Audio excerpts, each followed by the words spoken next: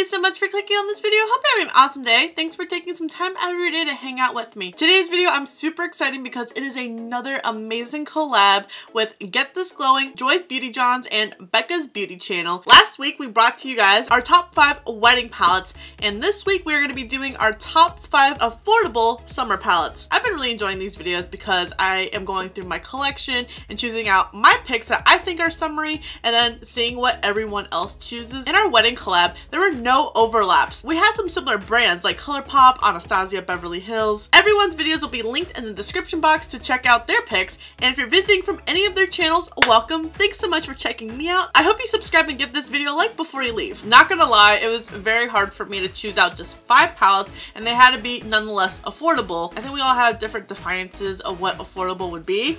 I know for me, I was trying to keep it under $50, and I know that might not seem affordable to most people, but it was just really hard going through all my collections and seeing, because I don't have that many drugstore brands that really could have fit this kind of video, and I just didn't want to choose like 5 ColourPop palettes. I really wanted a nice diverse and variety of different brands and color stories, so that's the approach that I took. The most expensive palette on here is close to $40, but it is a beautiful color story, and I plan on using this in an upcoming video because I haven't used it yet. But it is the Ace Beauté Oceanic palette. Ocean. It has the word ocean in it, and I don't know how much more summer you can get. This color story absolutely speaks to me on a spiritual level. I just love my blues and greens. I think this is like my favorite Ace Beauté palette that they put out, and if I'm not mistaken, Ace Beauté is also a bomb brand, which is something I'm trying to raise awareness on my channel. So I'm really glad that this palette got to be featured. I haven't even touched this palette yet, so I do want to do a couple of swatches. Like these 3 shimmers right here just absolutely call to me, and we need to do a matte. Let's see. Oh my gosh. Bali or algae? Or seagrass? You know what? Algae. This shade is stunning. How beautiful are these shades right here on the fingers? And we'll just swipe it down on the hands. These shades were just so creamy, beautiful. I can't wait to dive into this palette. I think it's just absolutely stunning. I hope it all blends out really nice. I am a little worried about algae just being more of a neon shade. I know those can be a little bit trickier to work with. If you're really wanting to create a lot of ocean or sea critter inspired looks, I feel like this is going to be a great palette. Or if you just love blues and greens like I do, it's going to be a palette that you're going to constantly want to reach to. I was also torn between to feature this palette or the e.l.f. Ocean and Earth palette. Both palettes are very heavy on the greens and the blues, but this palette just being completely blue and green, where the e.l.f. one has a little bit more neutral shades in it. That's why I chose this one.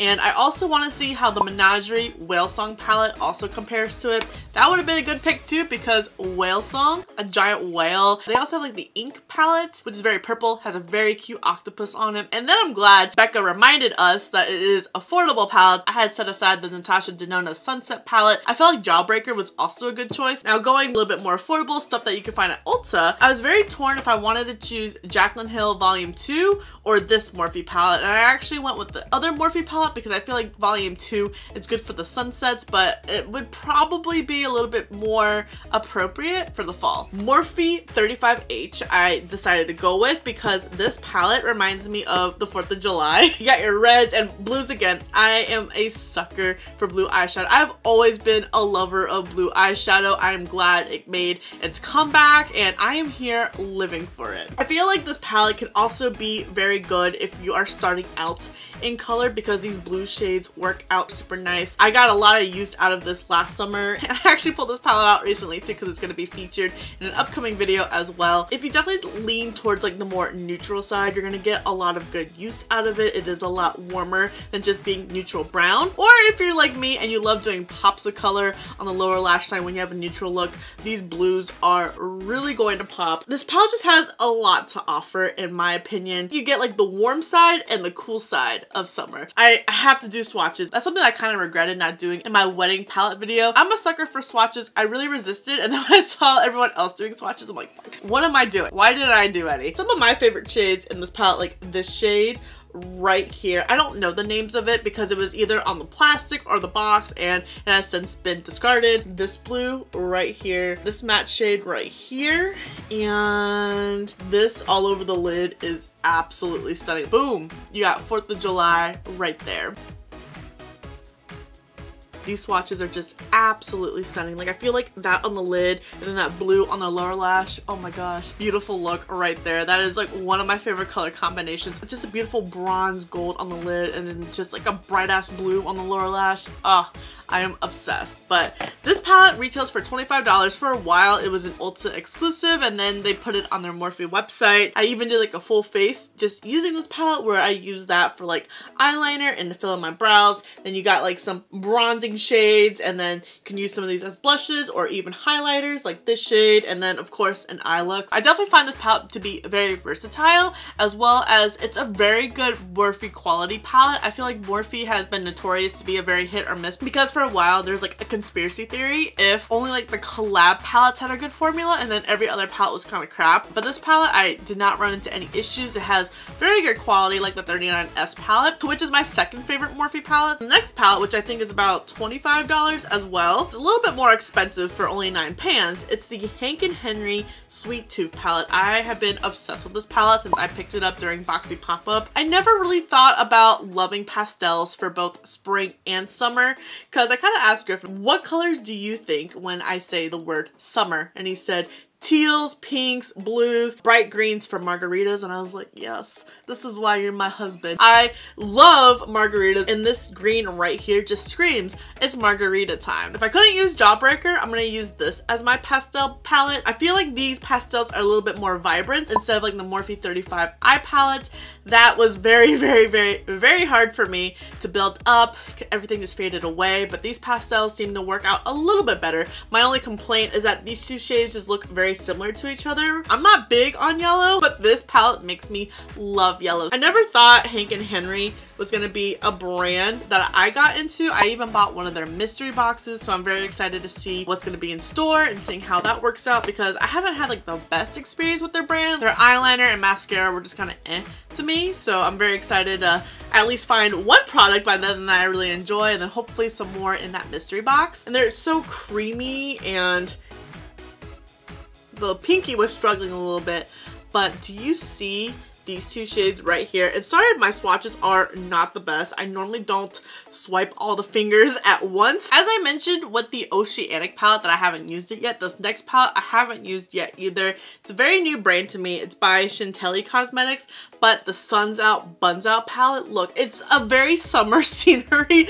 right here. Like, how cute is she? Look at this little packaging right here. So scandalous, but this is definitely going to be a lot more warmer than all of the different palettes and a lot more neutral. Really good for like those bronzy nights or those that want to stick with more of a neutral palette. This one is going to be for you. I'm not familiar with this formula at all, and I hope that it doesn't disappoint, so I definitely need to feel it and see how it's going to be. Like, this pop of yellow automatically catches my eye for sure, but oh my gosh, everything feels really creamy.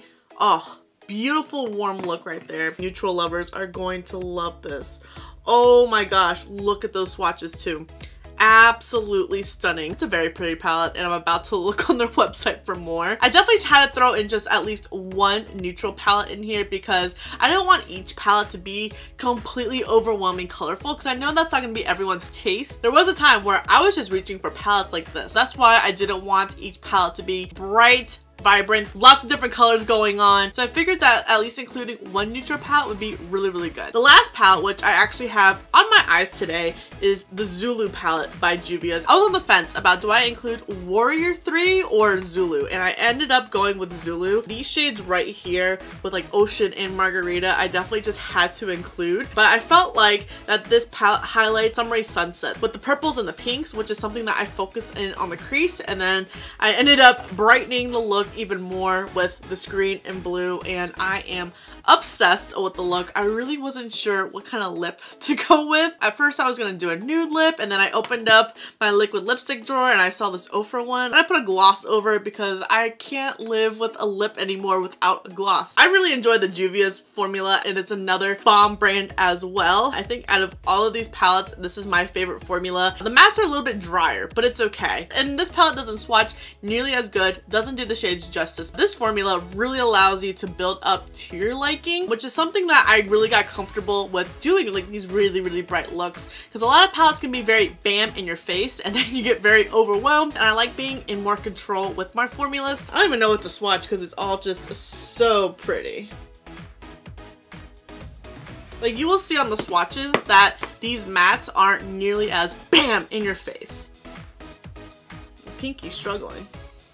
Like, they look almost kind of faded, especially the yellow. But when you take a brush and apply it onto your eyes, it's a whole new story right there. That's something that really sticks out with me with Juvia's formulas. And I know, like, when people ask me, what's a good starter palette for colorful looks? I'll always try to recommend Juvia's because it's more affordable. Like, a palette like that is $20. And I know it's only 9 shades, but the pan sizes are huge and it will last you a very long time. I hope you guys really enjoyed my top 5 affordable palettes for summer. I know you guys are probably a little bit shocked that I did not choose out ColourPop, and I honestly had no idea which ColourPop palette to choose. I was very overwhelmed looking at my ColourPop collection and I couldn't just choose one, and I really wanted to just choose one from each brand. So I decided to omit ColourPop and just to highlight some other brands. And I do talk about ColourPop a lot in a lot of my other videos, so it doesn't mean anything less that I did not feature them. I would love to know, which palettes do you guys gravitate towards during the summertime?